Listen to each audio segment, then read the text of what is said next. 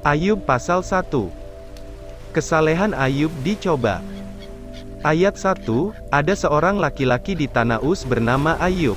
Orang itu saleh dan jujur, ia takut akan Allah dan menjauhi kejahatan. Ia mendapat 7 anak laki-laki dan 3 anak perempuan.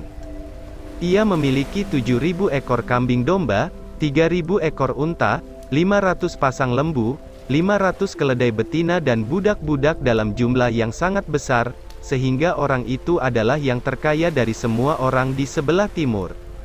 Anak-anaknya yang lelaki biasa mengadakan pesta di rumah mereka masing-masing menurut giliran, dan ketiga saudara perempuan mereka diundang untuk makan dan minum bersama-sama mereka.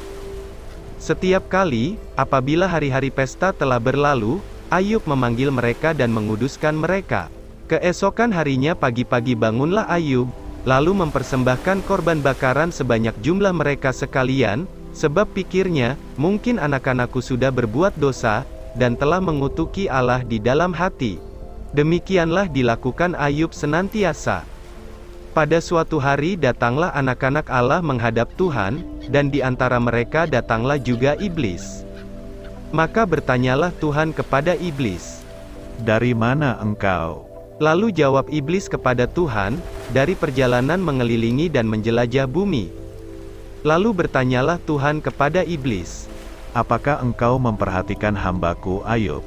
Sebab tiada seorang pun di bumi seperti dia, yang demikian saleh dan jujur, yang takut akan Allah dan menjauhi kejahatan." Lalu jawab iblis kepada Tuhan, "Apakah dengan tidak mendapat apa-apa Ayub takut akan Allah? Bukankah engkau yang membuat pagar sekeliling dia, dan rumahnya serta segala yang dimilikinya? Apa yang dikerjakannya telah kau berkati, dan apa yang dimilikinya makin bertambah di negeri itu.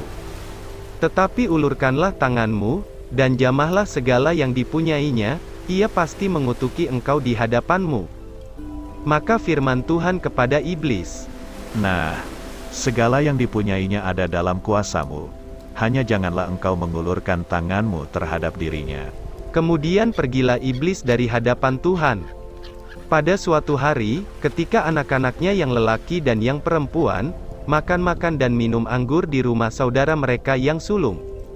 Datanglah seorang pesuruh kepada Ayub dan berkata, sedang lembu sapi membajak, dan keledai-keledai betina makan rumput di sebelahnya. Datanglah orang-orang Sheba menyerang dan merampasnya, serta memukul penjaganya dengan mata pedang. Hanya aku sendiri yang luput, sehingga dapat memberitahukan hal itu kepada Tuan. Sementara orang itu berbicara, datanglah orang lain dan berkata, api telah menyambar dari langit, dan membakar serta memakan habis kambing domba dan penjaga-penjaga. Hanya aku sendiri yang luput, sehingga dapat memberitahukan hal itu kepada Tuan. Sementara orang itu berbicara, datanglah orang lain dan berkata, orang-orang Kasdim membentuk 3 pasukan, lalu menyerbu unta-unta dan merampasnya, serta memukul penjaganya dengan mata pedang.